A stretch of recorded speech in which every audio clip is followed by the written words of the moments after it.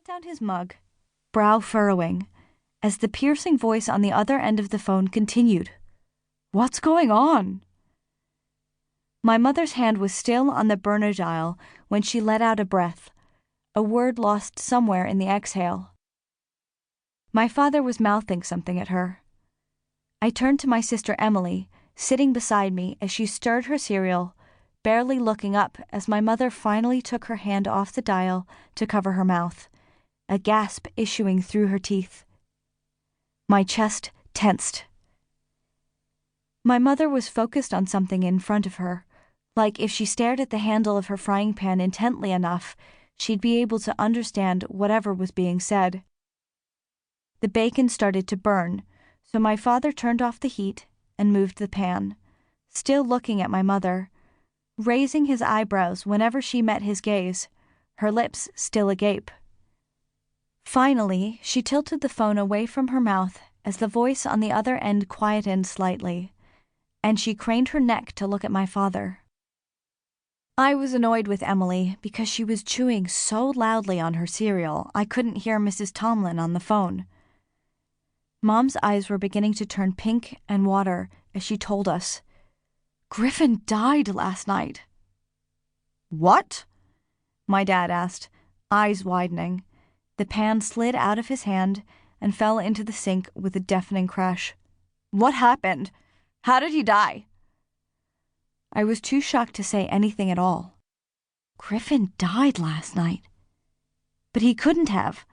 I'd seen him last night playing Marco Polo, eating hot dogs at our neighborhood's Labor Day party. Dad leaned closer to Mom, like he thought he'd heard her wrong. He must have heard her wrong. Before she started crying silently, her hand over her lips. Then he glanced over at us, as if just now realizing that we were still sitting there, watching. "Clara, Emily, head up to your rooms, okay?" "What about school?" Emily asked. "We have to leave in 10 minutes. My father shot her a look as he placed both his hands on Mom's shoulders, squeezing as she cried into the phone receiver. I looked over my shoulder, through the window to the Tomlins' house across the street, almost expecting there to be visual proof of this impossible event. That Griffin was dead. That he was really gone. But all I saw were the same 2 police cars still parked alongside the curb, the crime scene tape fluttering in the breeze. A hollowness opened in my chest as I heard my mother tearfully ask what had happened to him. We'd just seen him the night before, and he'd been fine.